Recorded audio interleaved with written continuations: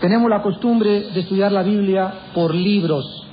Creemos que es la mejor manera, la manera sistemática y expositiva de enseñar la palabra de Dios, para no tener cada semana un mensaje diferente.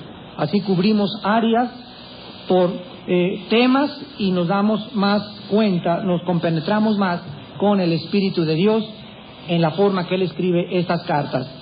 Vamos a iniciar en la primera carta a los Corintios, y en esta carta, antes de iniciar el estudio, quiero darles dos explicaciones. La primera, se tratan en esta carta 11 herejías u 11 corrupciones de la palabra de Dios. Y en segundo lugar, les voy a dar después el contexto histórico y geográfico de esta carta, para que podamos, al comenzar a estudiarla, tener bases y mejor comprensión acerca de por qué se escribió lo que se escribió. En esta carta a los Corintios se escriben 11 corrupciones o se describen 11 herejías.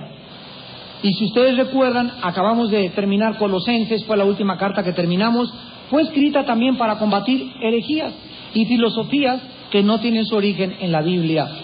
Cuando nosotros venimos a la Biblia, pues venimos, ¿verdad?, con rollos del comunismo y de la religión sobre todo, y venimos bien religiosotes a la iglesia, y nuestro concepto del cristianismo es tan diferente al concepto que tiene la Biblia, y comenzamos a ser desprogramados al venir a la Biblia y vueltos a programar otra vez con la verdadera mentalidad y mente del autor de la Biblia, que es el Espíritu de Dios. Y tenemos que cambiar nuestra manera de pensar y entender qué es la iglesia, qué es el cristianismo. No es el ir a un lugar y dar nuestra limosna y párate y siéntate y portarme de lunes a viernes como yo quiero. Tenemos que entender claramente, porque los días los tenemos contados. Escuchen muy bien, ya nos vamos, pero rápido, más rápido de lo que te imaginas, al mundo que nos está esperando con el Señor Jesucristo. La primera corrupción que se enseña la encontramos en el capítulo 1, versículo 10 al versículo 13, y es que se enorgullecieron de sus denominaciones. Enorgullecimiento de la denominación. Yo soy de Apolos, yo soy de Cefas, y estaban orgullosos de ser presbiterianos. Estaban orgullosos de ser bautistas. Soy bautista. ¿Cómo con los bautistas? Vivo bautista y en mi tumba dirá, aquí murió un bautista. Hermanos amados, vamos a tratar de traer el equilibrio a todos estos pensamientos. No es nada malo, y no vayan a tomarme a mal. No estamos criticando, eso solamente puede ser presbiteriano, puede ser inclusive viendo por el mundo, amistad cristiana, la iglesia que sea. Está muy bien que te sientas orgulloso de tu iglesia, qué bueno. Qué bueno, tenemos que ser leales a nuestra iglesia, pero nunca más que a Jesucristo. Nunca más que a la palabra de Dios. Nunca al grado de creer que somos los únicos que tenemos la verdad y despreciamos a los otros. Yo he tenido muchos casos donde, cuando yo adopté por primera vez y entendí lo que son los dones espirituales, hubo muchos hermanos, ¿verdad?, de otras denominaciones, Dios los bendiga y los sigo bendiciendo, que no me volvieron a invitar a predicar. Y ellos creían que si yo iba a predicar a su iglesia, iba a decirles a la gente que hiciera esto o aquello, y se equivocaban, ¿verdad?, porque sería falta de madurez y falta de espiritualidad. Pero por el puro hecho de que ya no represento su doctrina, pues ya, ¿verdad?, eres de los otros, o sea, ya ni siquiera eres cristiano. Y esto es un pecado delante de Dios, porque somos hermanos en Cristo. Si estamos bajo la misma sangre, si creemos que la salvación es solo por la fe, y nada más que por la fe, por la gracia y por Jesucristo, somos hermanos, no importa la iglesia o el nombre que tenga tu iglesia. Debemos amarnos, tolerarnos y soportarnos. En segundo lugar, estaba la herejía de que se inclinaban a la sabiduría humana. El 1 Corintios capítulo 1, versículo 18 al capítulo 2, versículo 13. Los corintios comenzaron a adorar la filosofía griega. Y está muy bien que estudiemos a Sócrates y a Demóstenes, mientras ellos no influyan mi perspectiva divina, ni ellos tampoco me roben la palabra bendita e incorruptible de Dios. Entonces, si yo tengo un año en Cristo y me meto a estudiar a Jean-Paul Sartre o a Friedrich Nietzsche, voy a tener un problema muy serio porque no tengo bases. Si yo me meto a estudiar una carrera de psicología a la universidad y no tengo fundamentos fuertes cristianos, voy a afectar mi pensamiento cristiano. ¿Por qué? Porque no voy a venir a la psicología con el filtro de la Biblia. Cuando yo ya tengo bases, estudio Heródoto, estudio a Sartre, estudio a Demóstenes, estudio a Carlos Sagan, no importa a quién vengas a estudiar, yo tengo un filtro que son mis bases, y ahora lo que ellos están diciendo y explicando, yo inmediatamente lo discierno y yo sé esto es bueno, esto no, etcétera, etcétera. Pero si tú vienes sin el filtro, sin las bases del cristianismo, te contaminas. Te contaminas. Y comienzas a pensar como cristiano, pero también como filósofo griego. Comienzas a pensar como Carlos Sagan, y eres mitad ateo y mitad cristiano, imagínate nada más. Y comenzamos nosotros a ensamblar dos pensamientos, y le sucedió a la iglesia de Corinto. En tercer lugar, eran carnales. Capítulo 2, versículo 14, al capítulo 3, versículo 7. La persona que es carnal es la persona que no opera en el Espíritu. Vamos a ver en este estudio que los corintios fluían en lenguas, fluían en dones, tenían todos los dones en esta iglesia habidos y por haber. Pero cuando ellos hablaban en lenguas, lo hacían en la carne. Cuando ellos ministraban, ministraban en la carne. Cuando ellos predicaban, predicaban en la carne. Tú no puedes sacar de una fuente agua amarga y agua dulce. Si yo estoy en el Espíritu, ministro en el Espíritu. Si estoy en la carne, puedo predicar, puedo enseñar, puedo hablar en dones, pero todo lo que yo estoy haciendo es en la carne. No lleva esa bendición que solo es acompañada cuando va el Espíritu respaldando mi ministerio. Y no se imaginan la cantidad de predicadores, de hombres, de mujeres, de Dios por todo el mundo en Cristo, que todo lo que están haciendo, lo están haciendo en la carne. En cuarto lugar, se olvidaron del tribunal de Jesucristo. Capítulo 3, del 8 al 23. Los cristianos corintios se olvidaron que cuando tú mueras y cuando yo muera, no vamos a ser ya juzgados por Dios para ser lanzados al infierno. Juan 5:24, el que oye mi palabra y crea al que me envió, tiene vida eterna y no vendrá a juicio. La palabra griega es crino, con K, crino. No vendrá, se tradujo a condenación, mas ha pasado de la muerte a la vida. Romanos 8:1, ningún juicio, ninguna condenación hay para el que está en Cristo Jesús. Si yo estoy en Cristo Jesús, mi juicio de mis pecados pasados ya los llevó Cristo en la cruz. Ahora Dios no tiene que juzgarme en cuanto a mi pasado. Ahora el juicio que voy a enfrentar cuando yo muera será desde el momento de mi conversión hasta mi muerte. Lo que hice o dejé de hacer mientras fui cristiano. Y cuidado, lean ustedes cuando estudiamos aquí en Corintios 3 lo que les va a suceder a muchos. Cualquiera de nosotros puede en cualquier momento partir a la otra vida. Nadie tiene una garantía de vivir. Imagínate a un condenado a la horca. Ahí va hacia el cadalso y va pensando cómo engañar a su mujer. Qué locura, ¿verdad? Imagínate ese condenado a la horca que va camino a su ejecución, un condenado a la cámara de gas y va pensando a quién va a transar. ¿Te imaginas? Pues saben ustedes que todos estamos condenados a morir. Y todos vamos hacia el cadalso, porque está establecido los hombres que mueran una sola vez y después el juicio. Qué locura que te sorprende la muerte con esos pensamientos. ¿Qué le vas a decir a Cristo en la eternidad? No nos olvidemos, 2 Corintios 5:10, que seremos juzgados por todo lo que hicimos mientras estábamos en el cuerpo. Todos tus pensamientos, todas tus palabras, tu apatía, tu flojera, tu irresponsabilidad, las veces que no hablaste de Cristo, las veces que te avergonzaste de Cristo, todo el tiempo que perdiste, todo será puesto en una balanza, en el tribunal de Cristo. Romanos 14:10. En quinto lugar, se envanecieron, era una iglesia orgullosa espiritualmente. El orgullo puede manifestarse socialmente, religiosamente, racialmente, y ellos eran orgullosos y veían a los demás con desprecio al grado que les dice Pablo en el capítulo 4, que es donde vamos a tratar este tema, esta corrupción del envanecimiento. Les dice Pablo, ustedes ya casi están reinando y nosotros somos la basura del mundo. Ustedes ya casi deberían estar en el milenio y nosotros somos perseguidos. Ustedes creen que ya deben de gobernar y nosotros somos abofeteados y rechazados por los seres humanos. Y así está la iglesia llena con esta corrupción en el mundo entero. Cantidad de cristianos que entran a la iglesia y tienen orgullo racial. Ven a la indita, a la hermana con sus guarachitos, aquí traen un traje de china poblana a ellas y ni siquiera voltean, no, ¿para qué, verdad? Es inferior a mí. No la saludo ni me interesa cómo está su casa porque es inferior a mí. Otros pues ya saben un poquito de hebreo, ya soy más teólogo que tú. Otros tienen un diplomado y se enorgullecen en lugar de que el conocimiento los humillara más y más. Porque mientras más sabemos, descubrimos que no sabemos como deberíamos de saberlo. Este orgullo espiritual no puede existir en la iglesia. En sexto lugar, había inmoralidad en la iglesia.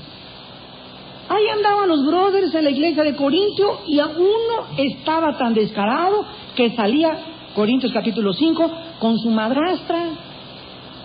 Se la llevaba a Tequesquitengo a la madrastra. Y los líderes lo sabían. Y cuando nosotros como pastores y como líderes espirituales, porque el hermano sabemos que tiene un amante, pero el hermano nos dio una casa, o el hermano da muy buenos diezmos, si nosotros no lo disciplinamos a ese hermano, ¡ay de nosotros! Porque hemos prostituido nuestro llamado.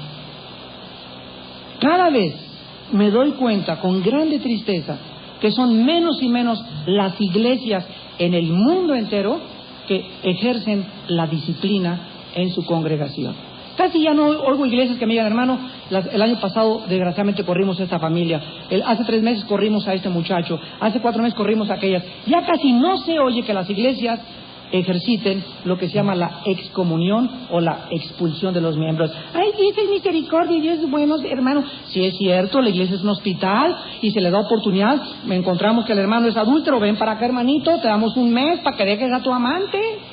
Y si en un mes no la dejas, fuera. Porque si vienes a la iglesia, vienes a que te curemos y te echamos la mano. Que la hermanita de 15 años cayó y está embarazada, ven para acá, amiguita, te vamos a ayudar, vas a tener tu bebé. Y ahora más que nunca te vamos a amar, pero no te burles de Dios. No sigas fornicando, no sigas creyendo que puedes vivir con tu pecado, porque tu pecado te alcanzará. Y hay cientos de pasajes en la Biblia, en el Nuevo Testamento, que nos hablan de que necesitamos ejercer la disciplina. En Corintios 5, Pablo les dijo, saquen a ese miembro de la iglesia para que su cuerpo sea destruido por Satanás. ¡Ay, qué falta de misericordia! Acuérdate, Romanos 11, veamos la severidad y la bondad de Dios. Ese Dios que nos ama, omnipotente, misericordioso, fiel, grande y verdadero, es un Dios de juicio y de ira también. No se te olvide eso. No tengas un concepto distorsionado del carácter de Dios. Dios es amor y todos nos vamos a salvar y todos nos vamos a perdonar. Eso no enseña la Biblia. La Biblia enseña un infierno y un lago de fuego para aquellos que quisieron pasarse de listos con Dios. Ahora tenemos la oportunidad de decir, hágase, Señor, tu voluntad. Pero cuando estés en el infierno, Dios te dirá, hágase tu voluntad. Porque todos los que están en el infierno no están por la voluntad de Dios, es porque tú quieres estar y quieres irte al infierno por la vida que vives. Vamos a tratar la inmoralidad en la iglesia. En séptimo lugar, en el capítulo 6 encontramos que había divisiones en la iglesia. Divisiones en la iglesia. Se comenzaron a hacer ronchitas en la iglesia, clichés. Un grupito por acá, les llamaban los Mau Mau, otros de la pequeña Lulú, otros del club de Toby, y ya la iglesia eran puros grupitos, y yo llego a la iglesia, y estos son mis amigos, y nada más con mis amigos. Y ese que tiene acá acaba de llegar a la iglesia, ni quien lo salude, ni quien lo invita a mi ronchita. Es mi ronchita y mis amigos, mis cuates. Oye, pero si no es un partido político, mano, la iglesia. No podemos funcionar así en la iglesia, hacer grupitos y clichés de personas. Tú vienes para poder compartir con todos.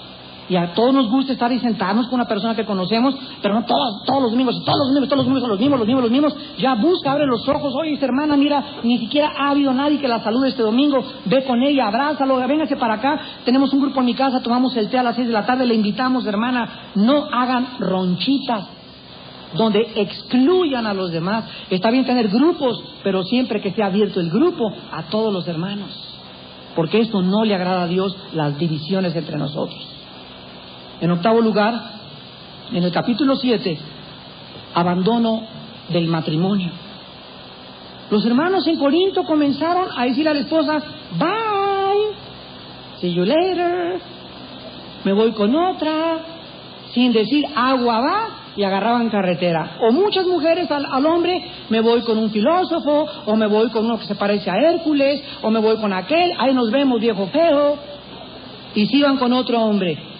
Y entonces Pablo, en Corintios 7, lo vamos a estudiar con detalles, les dice a la iglesia de Cristo que en el matrimonio, si un hombre abandona a su mujer solamente porque le gustó otra, o porque tú quieras, o porque es gritora, o porque todo el día está con sujeta, etcétera, etcétera, cualquier pretexto que haga y que tú dejes a tu esposa se llama adulterio.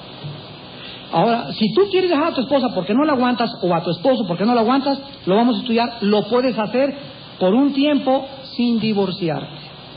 Hay una separación física que es saludable, 2 o 3 semanas separados, allá tú te vas, le da tiempo de reflexionar al orangután cuando estás casado, etcétera, etcétera, pero dice, quédate sin casar. Ahora, para que haya divorcio solamente hay 2 causales, y una es que él haya cometido adulterio, y además, la segunda causal, que te deje por la otra, o que te deje por el otro.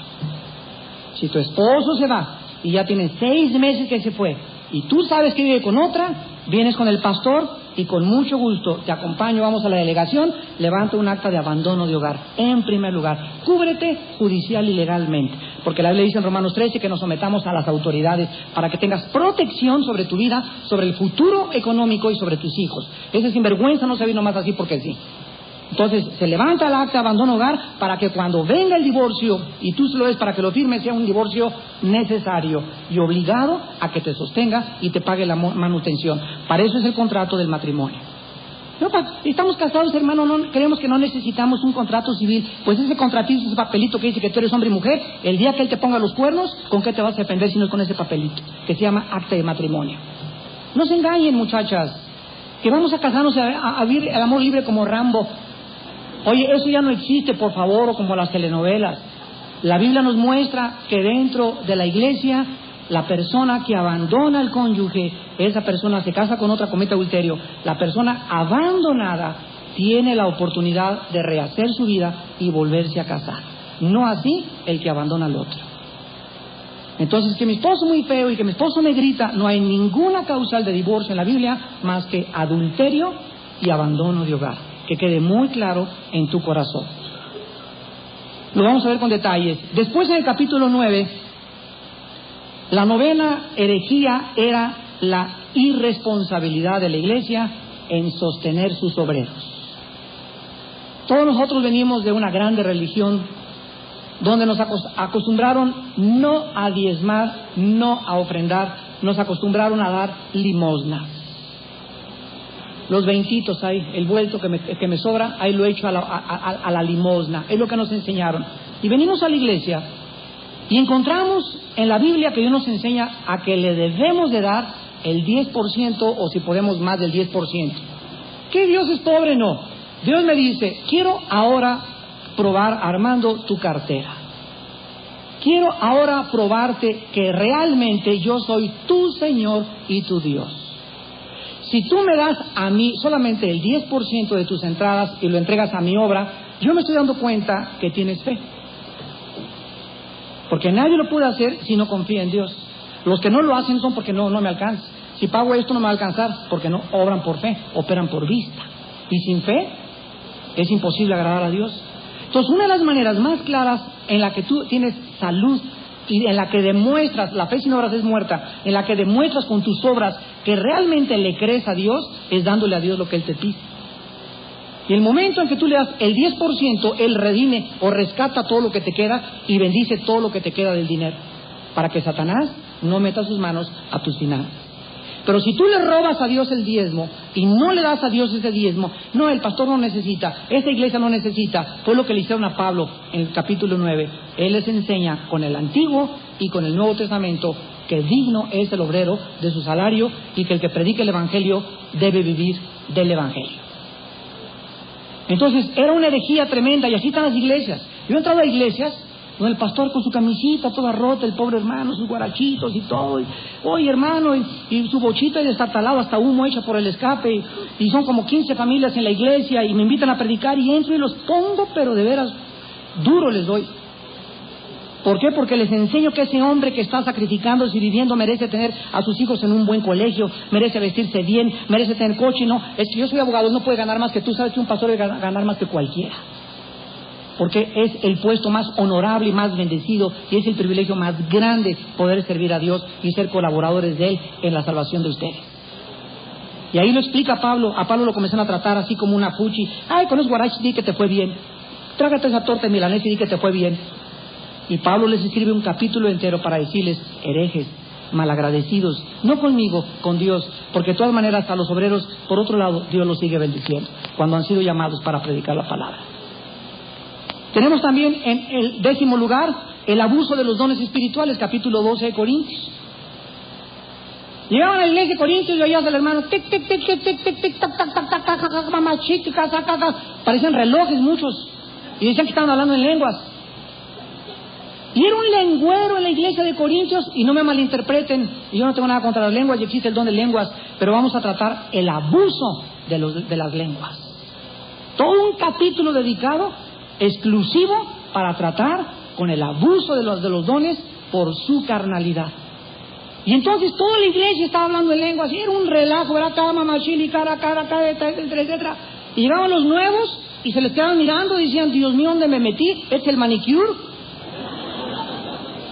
Están locos. Esto es una iglesia de cristianos. Los nuevos, ¿qué van a saber de caca, mamá, chili, caca, kiki, caca? ¿Qué van a saber de eso? Nada. Entonces Pablo les dice: miren, hermanitos chulos, entiéndanlo. Hay dones preciosos y las lenguas, háblalas en tu casita y pídele a Dios la interpretación, porque el que habla sin interpretación habla al aire, y prefiero hablar 1000 palabras con mi entendimiento que una en lenguaje desconocido. Y en segundo lugar, cuando estén en la asamblea en la iglesia el primer día de la semana, nadie habla en lenguas si no hay intérprete. Si quieres arrancarle la hoja a la Biblia, arráncasela. No te enojes conmigo. Yo quiero ser fiel a lo que dice la palabra de Dios. Hablen además 1, 2 o 3, máximo 4 por turno. Nunca todos al mismo tiempo. Y que uno o más interpreten, y si no hay intérprete, cállate, métete al baño y grita lo que quieras allá en lenguas. ¿Por qué? Porque estamos edificando al cuerpo de Cristo.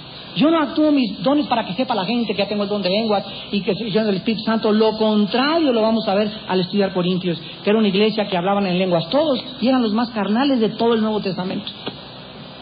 Era la iglesia la que más le sacó canas al apóstol Pablo, pero todos hablaban en lenguas.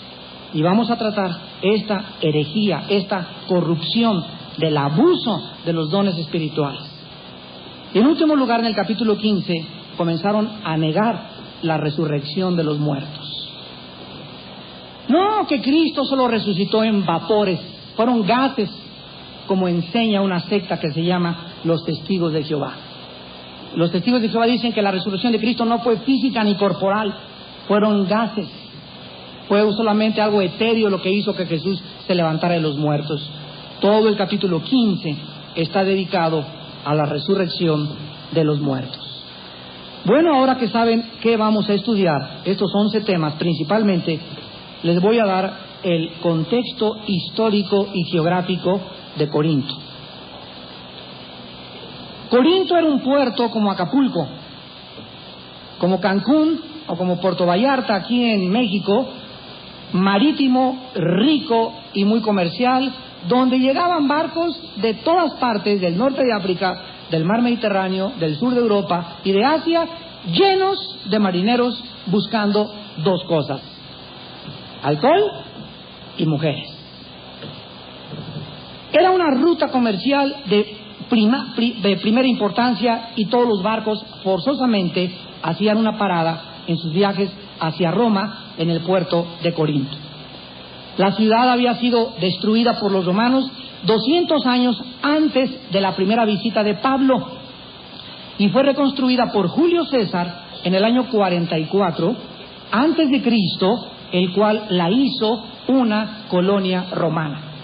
Si tú tomas un mapa ahorita llegando a tu casa, busca Grecia, y en la península de Acaya, o sea, la mera puntita de Grecia que tiene como un pie, ahí estaba el puerto de Corinto.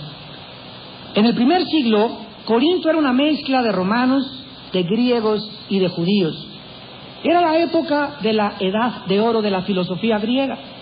Y por eso, si ustedes leen Hechos capítulo 17 y 18, van a encontrar que a Pablo lo invitaron, en el capítulo 17 de los Hechos, a predicar en el Areópago, que era una como montañita, donde todos los que tenían algo nuevo que aportar filosóficamente, les daban la oportunidad de comunicárselo a los filósofos, y Pablo ahí les explica lo que Dios hizo con nosotros en el capítulo 17 de los Hechos.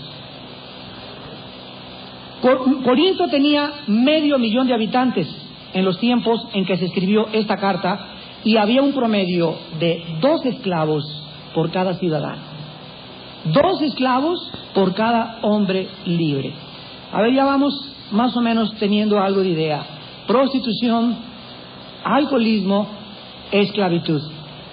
Era famosa Corinto más que por cualquier otra cosa por el libertinaje sexual que era estimulado por un templo que tenían a la diosa Afrodita del amor, la cual tenía a sus pies sacerdotisas, mujeres que se vestían solamente con lo de abajo, descubiertas de arriba, y al entrar al templo ellas tenían relaciones sexuales con los marineros o con cualquier persona que quería entrar a adorar a la diosa del amor, Afrodita. Esto nos puede en este momento hacer percibir cómo una iglesia puede levantarse en medio de un lugar tan degenerado, tan depravado, tan hostil y además con presiones tremendas filosóficas. Aquí nos damos cuenta cuando estudiamos Corinto por qué esta iglesia fue tan difícil de poder ser levantada. Pablo estuvo 1 año y medio en Corinto. Fundó la iglesia, les dio las primeras bases cristianas y se fue de Corinto y dejó a Apolos, Hechos capítulo 18. Y cuando Apolos le manda a Pablo decir, oye Pablo y los que estaban en Corinto, aquí cada quien está orgulloso, aquí están volviendo a amar a la filosofía, aquí están dejando los hombres a las mujeres, es un relajo Corinto. Cuando Pablo recibió estas noticias, esto fue lo que impulsó a Pablo a escribir esta primera carta a los Corintios, que es una carta donde les responde, donde les da respuestas a los problemas, a los 11 problemas principales que enfrentó esta iglesia en esa época. Apolos, que era un predicador de Alejandría, llegó más tarde y fortaleció a la iglesia, y Pablo escribe esta carta desde Éfeso. Si tú ves el mapa, enfrente del mar Egeo, o sea, enfrente de Corinto, está lo que es ahora, ¿verdad?, toda esta península que se llama Turquía, y ahí estaba Éfeso. Desde ahí mandó la carta Pablo en el año 55 o el año 56 después de Cristo, en su tercer viaje misionero. Una de las realidades más grandes de la Biblia es que sí se puede vivir en medio de Sodoma y Gomorra. Sí se puede ser santo en Acapulco.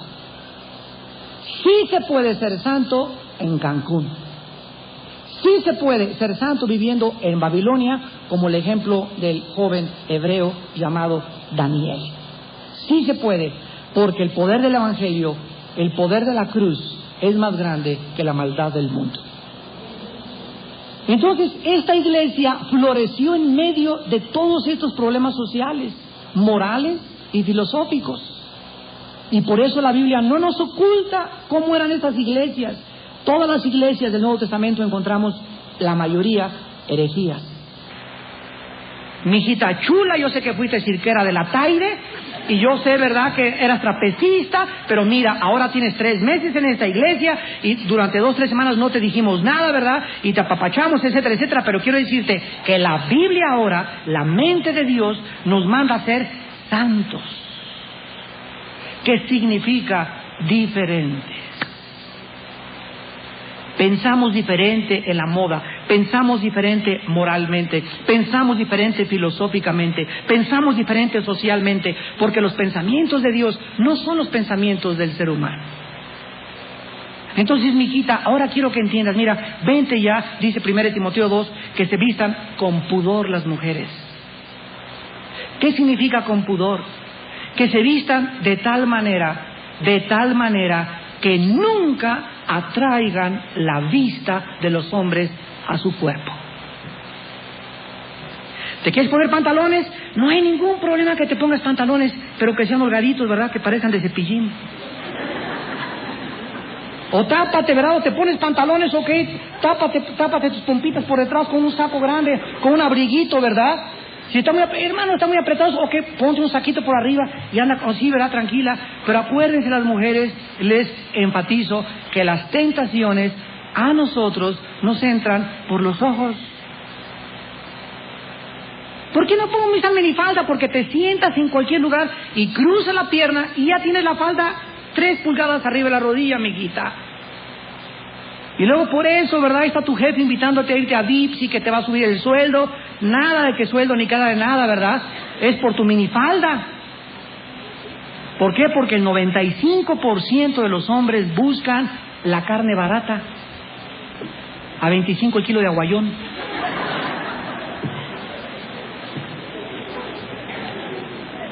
Cuando la mujer llega a Jesucristo y le dice, mi Señor, al decirle, mi Señor, ha dado un paso en tu vida donde estás reconociendo que Él tiene señorío sobre tu vida. Y cuando tú le entregas a Jesucristo como mujer tu vida y le dices, mi Señor, ahora mi esposo es al único que le voy a danzar los 7 velos en la noche en la casa. Él es el único que puede disfrutar mi cuerpo, y entre él y yo no hay problema, ¿verdad? Y si nos queremos disfrazar de Adán y Eva los dos, no hay ningún problema, estamos casados. Pero no voy a salir a la calle y voy a traer un chiflido de ninguna persona, ni a traer la vista de ninguna persona hacia mi vida por la forma como camino, como muevo mis caderas, o por el escote que traigo, o por la ropa transparente que yo uso. Porque en ese momento comienzas a prostituir tu llamado a ser santa en toda tu manera de vivir. Y esto sucedió en Corintio. Perdieron las normas porque el mundo estaba entrando. Y fue un combate, una guerra continua para que la iglesia fuera santa en toda su manera de vivir. Y esta es la razón por la cual estudiamos en esta mañana los primeros 2 versículos. Vayamos pues y comencemos el estudio de esta carta a los Corintios. Pablo, llamado a ser apóstol de Jesucristo por la voluntad de Dios, y el hermano Sóstenes, a la iglesia de Dios que está en Corinto, a los, fíjense, a pesar de todo lo que eran, miren cómo les llama Pablo, a los santificados en Cristo Jesús, llamados a ser santos con todos los que en cualquier lugar invocan el nombre de nuestro Señor Jesucristo, Señor de ellos y nuestro. Pablo inicia su carta atrayendo la atención sobre su ministerio. Yo soy apóstol no porque me erigí apóstol. Soy predicador no porque yo me puse como predicador. Soy mecánico no porque yo cuando nací quise ser mecánico. Soy abogado no porque yo escogí ser abogado. Soy licenciado, soy ingeniero industrial, soy carpintero, soy electricista, porque desde que yo nací, Dios a cada uno de nosotros comienza a ver cómo funciona esto. Desde que nacimos, Dios tiene un llamado diferente para todos. Si no hubiera electricistas, si no hubiera plomeros, carpinteros, tapiceros, choferes de taxi, choferes de ruta 100, ¿quién manejaría la ruta 100? Eres un cafre atascado, métete 3 días a trabajar un camión de eso, a ver cómo estás. Se te acaban los nervios, pobres choferes. Cada vez te bendigo en el nombre de Jesús, compadre, porque no vayas a matar a un cristiano cualquier día. Si no hubiera carpinteros, ¿quién haría los trabajos de carpintería? Si no hubiera muchachos que trabajaran ayudándonos en nuestra casa de sirvientas, ¿quién entonces haría el quehacer? Está distribuido los dones y las habilidades de cada persona conforme a la sabiduría de Dios. Esto es maravilloso. Por eso en 1 Corintios capítulo 1 Dice el versículo 26, miren hermanos vuestra vocación. La palabra vocación en el griego es llamado. Mira tu vocación, mira tu llamado. No hay muchos sabios, no hay muchos Alberto Einstein. Este siglo solamente tuvo un Alberto Einstein, nada más uno. No hay muchos grandes literatos, no son muchos sabios, ni muchos poderosos, ni muchos nobles. Imagínense que todos fueran políticos, no existiríamos. Ya nos hubieran vendido a todos. Pues gracias a Dios, ¿verdad? Hay personas que tienen corazón para la política. No te critico, ¿verdad? Éntrale, pero sirve a Dios en la política. Que quiero ser buzo y vivir de pescador. Gracias a Dios por los pescadores, porque tú fuiste llamado para ser pescador. Cuando nosotros estamos operando en el llamado de Dios, tenemos la bendición de Dios y somos felices con nuestro trabajo. Cuídate de una carrera. Fíjense lo que está pasando ahorita. ¿Qué va a estudiar? Ingeniero industrial. ¿Qué va a estudiar? Ingeniero industrial. ¿Por qué? Porque es la moda ingeniero industrial. ¿Qué va a estudiar? Arquitectura. Porque ¿tienes facilidad para el diseño? ¿Tienes facilidad para el dibujo? Entonces sí te corresponde. Pero si no sabes dibujar ni siquiera un perro, entonces no te metes a arquitectura. Te atraen las artes manuales, la mecánica y esas cosas, ingeniero mecánico. Te atrae el cuerpo humano, la anatomía, y amas y no te asustas con la sangre, puedes ser un apto para estudiar o un candidato para estudiar medicina. Pero tenemos que descubrir nuestro llamado. Y no crean, padres de familia que me escuchan, también allá por la televisión, no impongamos a nuestros hijos la idea de que tienes que acabar una carrera para que triunfes en la vida. El 65% de los profesionistas en México trabajan en el comercio. Apunta esta estadística. 65% de los profesionistas están metidos en el comercio porque no funcionaron en sus carreras. ¿Por qué? Porque escogieron algo equivocado en su vida. No estoy en contra de que acabes una carrera, gloria a Dios si puedes acabar una carrera. Lo que les quiero decir es lo siguiente: no todos estamos llamados a acabar una carrera universitaria. Hay muchos que no llegaron ni a la prepa y le van mejor que al doctor y que al abogado y que al licenciado. ¿Por qué? Porque encontró su vocación en la vida. Y su panadería lo hace feliz y vive de la panadería. Hoy hace una cadena de panaderías. Y acabó nada más la primaria. Entonces no creamos esto, es una falacia, es una cosa del mundo. Tienes que estudiar para acabar. Bueno, pues sí, cierto, si puedes, ok. Pero si, ¿cómo puedo saber si puedes una carrera? ¿Tu mamá es viuda? Sí, y casi no tiene que comer. No puedes acabar una carrera. Ponte a trabajar y mantén a tu mamá. A través de tu mamá Dios te está diciendo que no te llamó para acabar una carrera. No te frustres ni tengas culpa en tu corazón. Y Dios te va a bendecir porque estás sosteniendo a tu madre. Pero cuidado con esos vagotes y esos muchachos que en su casa hay pobreza, o su padre está inválido, o su madre no puede trabajar, o son viudas y ya son grandes, y ellos llegan colchonadotes en la UNAM, y en su coche y todo, y ni siquiera un coche lavan. El mal hijo será mal padre, y el mal padre no podrá ser un buen empleado de ninguna empresa jamás. Entonces tenemos que comenzar a pensar como piensa Dios. Tenemos que encontrar, Señor, ¿cuál es mi llamado? Yo recuerdo que antes de que Dios me llamara, había estudiado, acabé la preparatoria, me metí un año en psicología, estudié un año de ciencias políticas, tampoco. Me metí al comunismo, tampoco le hice de comunista. Me metí a estudiar, me quería ir con los lamas a la India y a olvidarme todo el mundo, y la hipocresía, el papa roba, el presidente roba, todos robamos, voy a robar. Ya quería ser hasta mafioso. Y en medio de todo este mare magnum comencé a estudiar, ¿verdad? Gracias al inglés que desde chico nos enseñaron. Me metí a la carrera de la hotelería, estuve 10 años en la hotelería, en la carrera de turismo antes de ser pastor, y me acuerdo que era gerente del Hotel Continental de Acapulco, y me hablan al otro día: oye hermano, te ofrecemos las brisas de gerencia, un jeep, aire acondicionado y todo. Y esa noche, a las 3 de la mañana, me había yo levantado, tenía un año en Cristo, y Dios me había dicho: quiero que me sirvas como predicador. Fue tan claro, pero tan claro el llamamiento, y me equivoqué, porque me brinqué inmediatamente al ministerio, ¿verdad? Y no tenía dinero. Me fui de misionero 2 años a las montañas de Guerrero con los leprosos, con los indígenas, ahí viviendo, durmiendo en petates en todos lados, con los misioneros presbiterianos, que les agradezco infinitamente las bases teológicas que me dieron en mi carrera ministerial. Pero Dios me dijo: ¿sabes qué? No estás listo, necesitas trabajar medio tiempo todavía. Entonces me metí a dar clases de inglés a un instituto comercial de señoritas allá en Acapulco, y después de 6 meses de estar y así, ya me dijo Dios: ahora sí estás listo, entra de tiempo completo. Pero Dios nos guía a través de las finanzas. Si Dios llama, Él provee y no tiene necesidades. Si Dios llama es porque tú vas a tener paz y tu esposa también, si están casados, y es el llamado que tienes para la vida. Pero no hagas tú un llamado de algo que Dios no ha hecho en tu corazón. Veamos en el libro de Jeremías capítulo 1, para terminar, el llamado de Dios que les va a fundir los fusibles a muchos. Jeremías capítulo 1, versículo 5. Vamos a terminar y vamos a poner mucho cuidado y pon atención en la revelación de la palabra de Dios. Dios le dice a Jeremías antes que te formara en el vientre. Ahora hay un debate tremendo que es contra el aborto, a favor del aborto, etcétera, etcétera, y nosotros tenemos que tener una posición.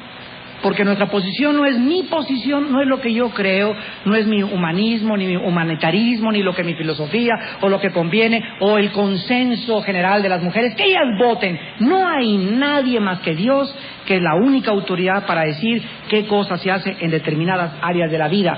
Y en las cuestiones del aborto, de acuerdo a la Biblia, hay solamente una causal para el aborto, una sola, y es cuando la vida de la madre esté en peligro. Nada más. Que me violaron. 1 de cada 500 mujeres violadas no se embaraza. Y 1 de cada 6 mujeres violadas es por coqueta.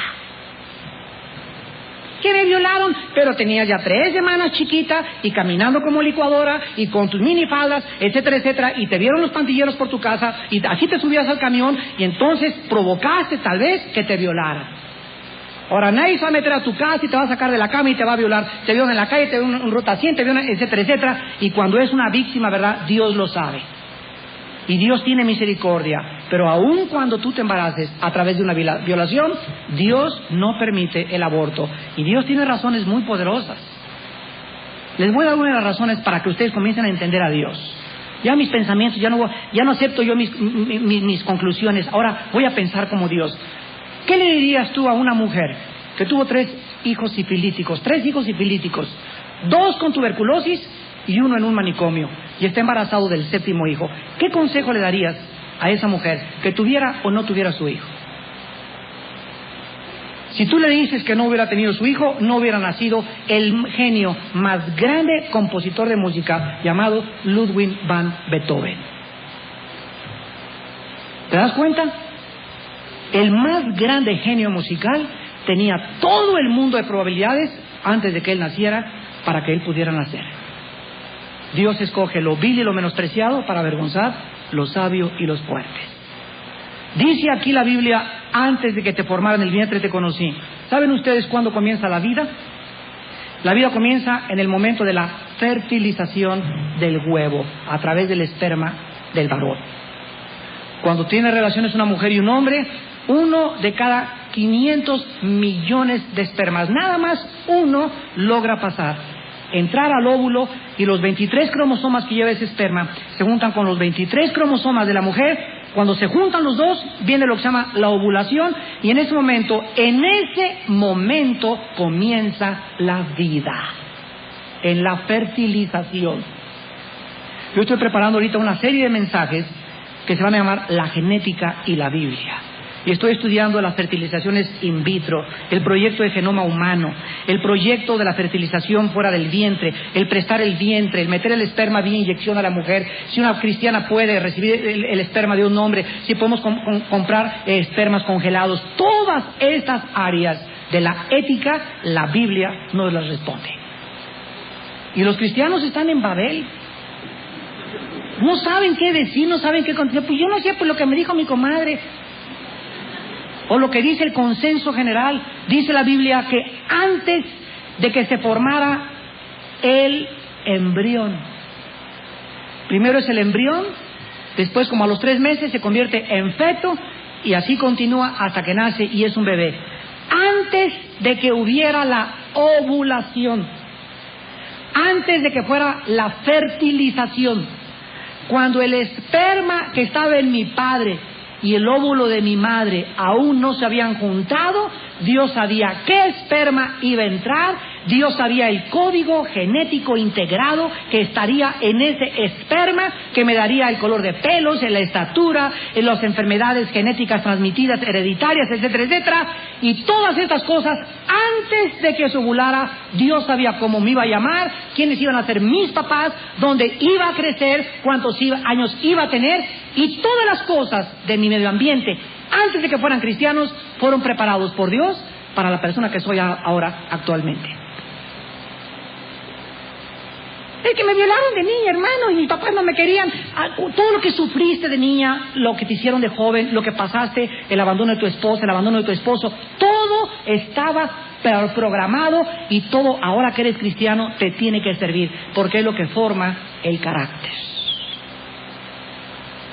Y la única cosa que nos pide Dios para poder ser usados con poder es no guardar rencor de nadie que te haya lastimado antes de que fueras cristiano, de lo que te hicieron, porque si tú no logras librarte de esta amargura y de este perdón, no puedes nunca usar el potencial que Dios tiene encerrado en tu vida y el cual va a ser usado para su gloria. Perdona.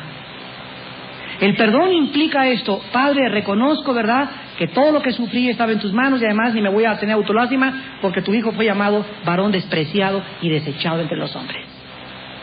Y si tú me perdonaste en la cruz del Calvario, Señor, olvido toda mi vida pasada, y ahora creo y confieso que todo me sirve de alguna manera. Si me abandonaron 3 hombres, ahora puedo ministrar a mujeres que han sido abandonadas. Si me violaron, puedo ministrar a mujeres. Si yo fui una borracha, una marihuana, puedo ministrar a muchachitas que están en ese problema. Somos consolados con la consolación con la cual fuimos consolados por medio de Dios. 2 Corintios 1, del 3 al 6. Todo nos sirve en la vida. Entonces, ahora que estamos en Cristo, nuevas criaturas somos, y Dios sabía perfectamente bien que tú ibas a ser carpintero, que tú ibas a ser mecánico, que tú ibas a ser licenciado. Por eso, cuando tu hijo comienza a bailar y comienza que el teclado, mételo a clases de música, mételo al conservatorio. Hay que impulsar a nuestros hijos de acuerdo a su llamado. No tiene por qué ser mi hijo charro igual que yo. No, este pelado tiene que montar el caballo como yo, ¿pero por qué? Si a ti te decían Jorge Negrete en tus días, ¿verdad? Tu hijo puede ser otra persona. No todos tenemos, y todos nuestros hijos, maravillas, todos tienen llamados diferentes. Y necesitamos el discernimiento de Dios para saber qué llamado tiene cada uno de ellos, y a cada uno de ellos impulsarlos en el llamado que Dios les tiene en su vida. Nosotros no escogemos lo que somos, es Dios el que nos llama a ser lo que somos. Y vean en segundo lugar que dice Jeremías 1:5: y antes de que nacieras te santifiqué.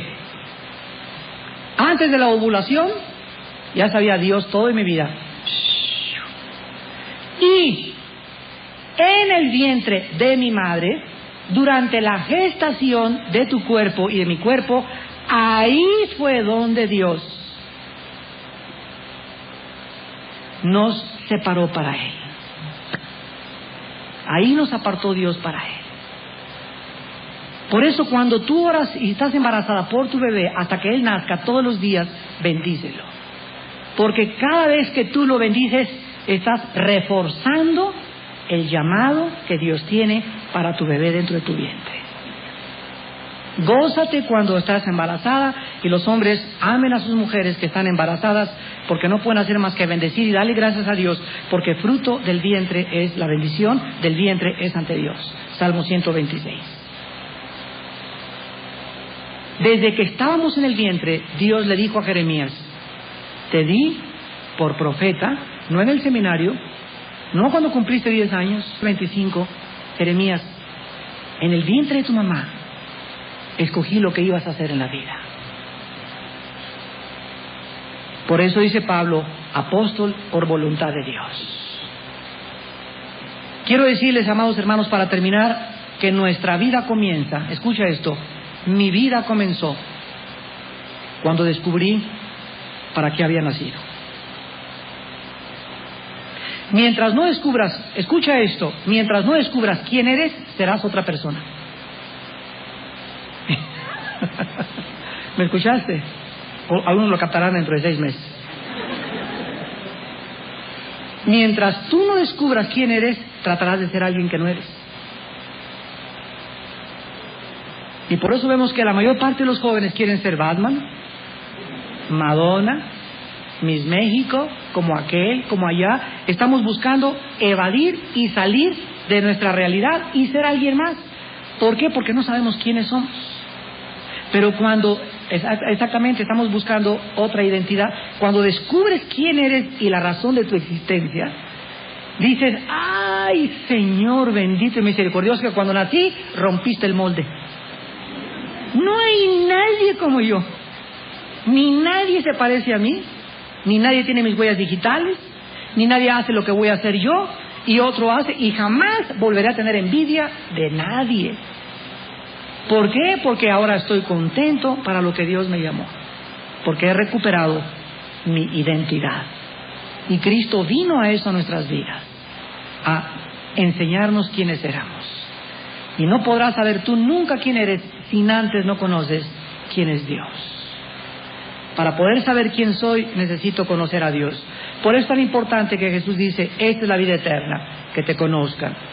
No se jacte el sabio en su sabiduría, ni el valiente en su valentía, ni el rico en su dinero. Alabes en esto el que me ha de alabar. Jeremías 9, 32 y 33.